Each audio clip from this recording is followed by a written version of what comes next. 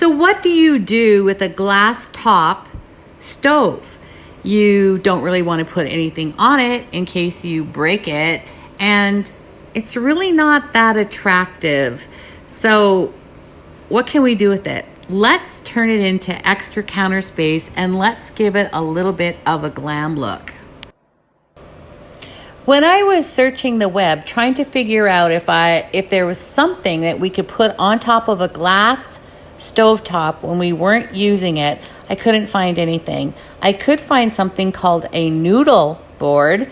The only problem was that noodle boards were usually the farmhouse style, and I'm more of a glam girl myself. Ta-da! The glamorous noodle board. So what you're going to do is you're going to go and you're going to get a board and you're going to cover it with this marble contact paper. And just for a little bit of extra bling, I'm adding in some little blingy knobs. This turns that boring old stovetop into extra counter space and a beautiful surface for when you're not using it. Okay, so first things first, we need to get a measurement. Your stove, mine has a little lip on it, so you want your board to sit inside of this. So your measurement is from this all the way to here, and then from here all the way to here. This stove looks really bad in a video, but it looks much better in person. But anyhow, those are the measurements that you want to take before you head over to Home Depot. Now, the measurements that you're taking, you need to be really precise.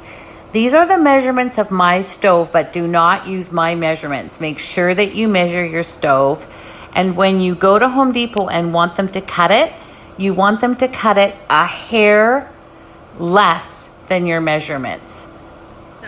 What I wanted was a cheap solution, so I went with one of these boards, 1720. It's a 1/4 inch, 24/48 inch G15 plywood. And then I'm just having this lovely girl cut it for me.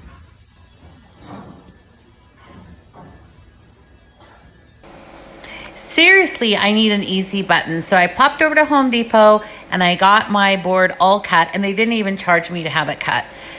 Now, what I did use for my noodle board is I used contact paper. The brand that I used is DC Fix. This is an extremely durable contact. It's more like a plastic wrap. It's more like a vinyl wrap. It's extremely durable, and you can put it through an awful lot. So here's how you apply it. Super simple. Just apply the sticky side down. I tend to roll it up and only unroll a small section at a time. I've got my trusty Winners gift card in my hand as my tool, and I'm just going through making sure that the surface is smooth.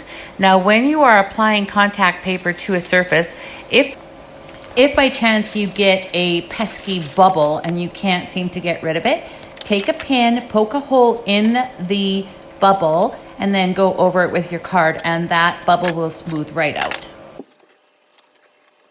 Super easy to apply, except for the corners, which in this video you'll see that I do struggle with corners. The one thing I wanted to bring to your attention, once your noodle board is done, if you choose to cover it with contact paper, which is a great solution, remember that if you're doing any kind of chopping or cutting on the noodle board, you should put down a chopping block, because you can leave cut marks on your contact paper and you don't want that. So it is strong, it is durable, but do treat it with a little bit of care. Here you can see that I am trying to pull the contact paper so that it's nice and taut, and just going back and bringing up the contact paper and replacing it if you do have any air bubbles. So guys, here is my finished noodle board, and it looks so much better than just a bare stovetop. And one thing that I did, and I didn't record this, was I added some sides to my noodle board. And what this is it's a baseboard. I just cut it down to size, and you can pick whatever size that you like. But why I wanted it was because I wanted to cover the lip of my stove, because whatever I'm doing, I'm scratching the heck out of my stove, and I don't want any more scratches. So what I did was I just added a baseboard, I cut it down, and then I literally glued it and screwed it onto this original board. Now for these blingy knobs, you can use any knobs that you want. I love bling, so I picked these ones. How I attached this to this baseboard was underneath the base of this knob. I cut out a little tiny circle so that I was on bare baseboard underneath this knob, because if you attach this knob to contact paper, it's not going to be secure. So I cut out a little tiny circle, and then I put contact glue on the knob, and I put contact glue on that bare circle on the baseboard, and I taped it up with some painter's tape. I just put it across like this to hold it firm, and I left it for 24 hours, and they are extremely solid. Okay, so that's the one thing that I did on this board that I did not record. And let's just take a look at this stove. Let's take a look at this stove without the noodle board.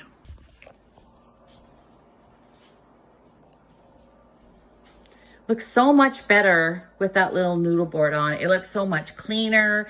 And now my my glass top is protected. I don't have to worry about dropping anything on it, and I can use it as extra counter space.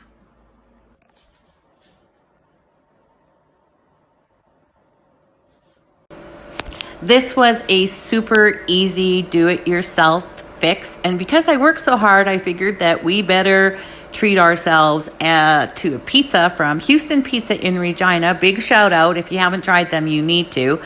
This was a super easy do-it-yourself fix to cover up my stovetop glass top stove and give myself some extra counter space.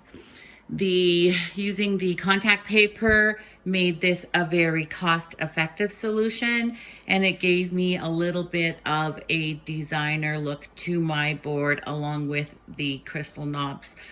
All in all, this noodle board cost me a little bit under $20, and I just want to let you know that this contact paper again is super durable. It's DC Fix. This is the 26-inch wide DC Fix. I think for a roll that's about 160 inches, I think, is only about $20. And you can go ahead and wipe this down with water, or you can actually put bleach on it. You're totally safe. The only thing that I would caution you is if you're chopping anything like food or vegetables on this noodle board, make sure you put down a cutting board, because you don't want to cut the contact paper. Be sure to give this video a thumbs up, and I'd love if you also subscribe to my channel.